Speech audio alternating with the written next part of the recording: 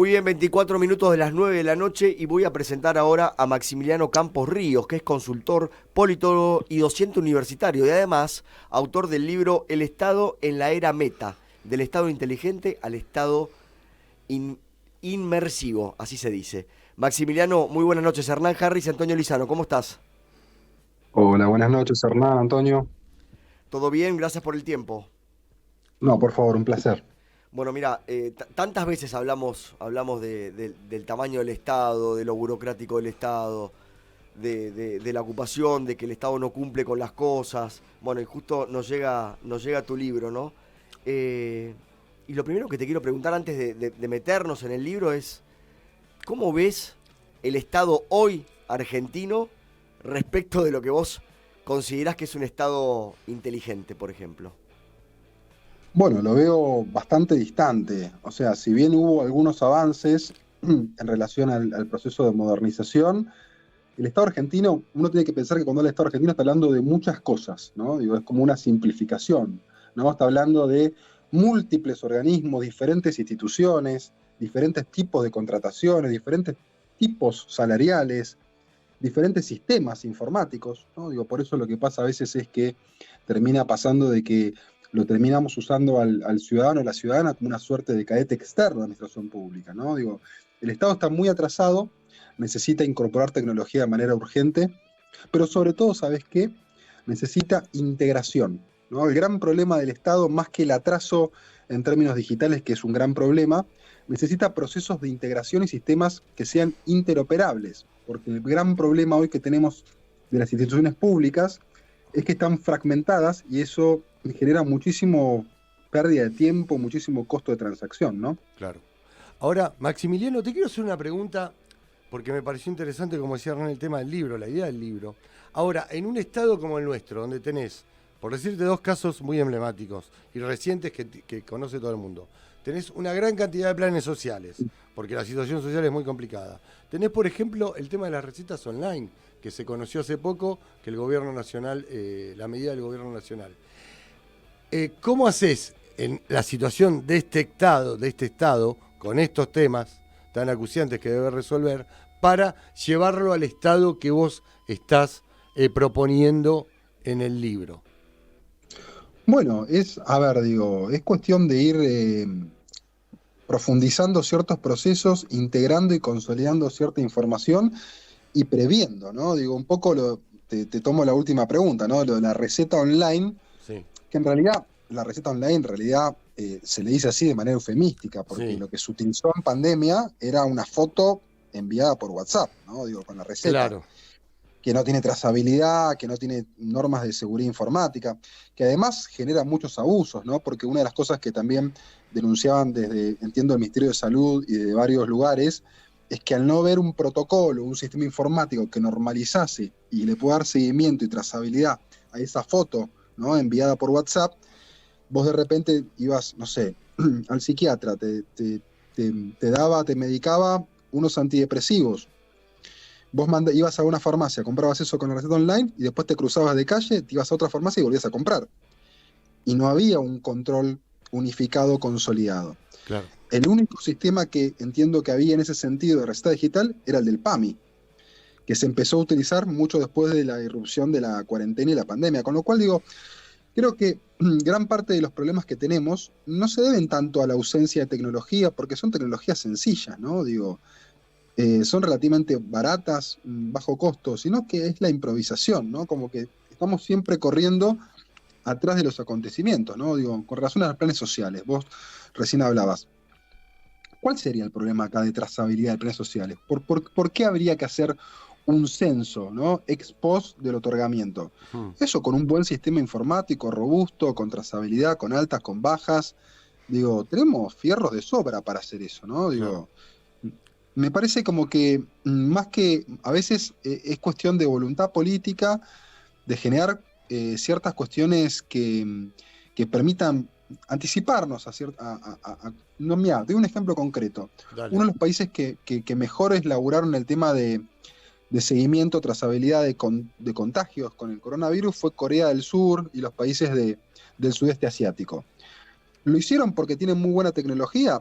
Sí, tienen muy buena tecnología, son países avanzados realmente, no son comparables con el nuestro, pero también tuvieron lecciones aprendidas, porque cuando tuvieron la pandemia del MERS y del SARS, ¿no? Ellos armaron protocolos, generaron proyectos, generaron programas, capacitaron a sus servidores públicos y cuando vino el COVID ya tenían más o menos en claro qué es lo que había que hacer. Exacto. Acá es como que no aprendemos mucho de las lecciones, ¿no? Digo, Claro, Maximiliano, y perdón. en ese sentido, digo, en algún momento vamos a tener que empezar a hacerlo. En algún momento vamos a tener que empezar digamos, que del lado de la política deje de utilizar el Estado como una herramienta clientelista. Pero digo, desde tu óptica técnica, Sí. ¿desde dónde deberíamos empezar para mejorar nuestro Estado? Bueno, para mí lo más importante es la gente, es el empleado público, el empleado y la empleada de a pie. O sea, sin capacitación no hay proceso de transformación digital, de integración y de racionalización. Hay una cosa que a mí siempre me gusta decir, que es que digitalizar un proceso, un circuito administrativo, Sí, no alcanza. claro. También hay que simplificarlo. Y ojo, esto no es un tema del Estado Nacional, porque es grande, pasa en las provincias, pasa en la Universidad de Buenos Aires.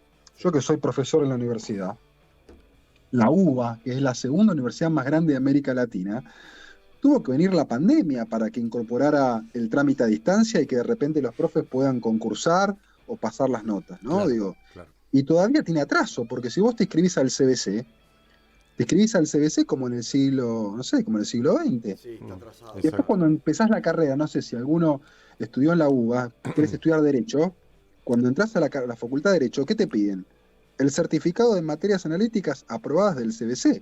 Con lo cual digo, y es la misma UBA, entonces digo, necesitas integración, simplificación, tecnología aplicada a todos los organismos públicos, porque si no, lo que termina pasando es que esa ineficiencia del Estado se la terminas trasladando en costo de transacción en tiempo a la gente Claro. de a pie. Ahora, Maximiliano, Sí. me parece muy interesante lo que decís, porque yo, que somos periodistas hace ya algunas décadas, en los 90 me acuerdo que se había planteado la discusión sobre el Estado y se hablaba simplemente de una reducción, ¿no? O a veces mismo Mauricio Macri ahora en su libro lo dice. Lo que me parece interesante del libro y de lo que, perdón, del libro y de lo que estás planteando, es que hay que encarar la cuestión por otro lado, que en este momento la modernización del Estado significa ir por otro lado. Si vos tendrías que dar claves de esto, digamos, o un punteado de lo que estás planteando en el libro, para que le quede claro al oyente, al que está escuchando, ¿cómo debería ser? ¿Cómo son ese punteado para lograr llegar a este Estado mejor? 5 o 6 puntos. A ver, El primero, vamos. inversión en infraestructura tecnológica, capacitación a los empleados públicos. Necesitamos empleados y empleadas con habilidades digitales, Claro. ¿no? Cuando yo era pibe, me acuerdo que mi vieja me mandaba después del colegio, iba al Mariano Acosta, me mandaba a Academias Pitman, Sí, claro, me aprender a acuerdo. escribir a máquina. Tengo Claro. 43 años. Sí. Y yo me rateaba y me iba a los fichines. Era otra generación. Exacto, sí. Hace 25 años, para entrar al Estado, tenías que saber escribir a máquina. Exacto. La vieja máquina Olivetti, vos que sos periodista seguramente Sí, lo sí, la usaste en algún usamos, momento. sí, la usamos. Bueno, hoy los pibes que necesitamos integrar al Estado, necesitamos pibes que puedan programar, que puedan desarrollar aplicaciones, que puedan hacer regresiones multivariadas y que sepan ciencia de datos. Claro. No necesitamos tantos abogados, tantos sociólogos, necesitamos otras habilidades. Incluso algunas ni siquiera son universitarias, son cursos. Exacto. Claro, corto. Entonces, transformación digital, capacitación del empleo público, simplificación de trámites, gratuidad, mira lo que te voy a decir, gratuidad. Hay muchos trámites, ya sea en la Ciudad de Buenos Aires, a nivel de provincia de Buenos Aires o a nivel nacional, que son pagos. Exacto. Y no solamente Sí, son sí, pagos, son pagos. son pagos y además son confusos. Muchos necesitan gestores. Mi Exacto. viejo siempre decía, allí donde existe un gestor es donde el Estado falla. Claro. Necesitamos mejorar, simplificar, que lo pueda entender todo el mundo, que sea gratuito, y de esa manera incluir y ir bajando los costos de transacción, que el Estado no se convierta en un problema, sino que se convierta en una solución. Tal cual. Perfecto. Maximiliano, te queremos agradecer mucho esta comunicación con Hora Cero.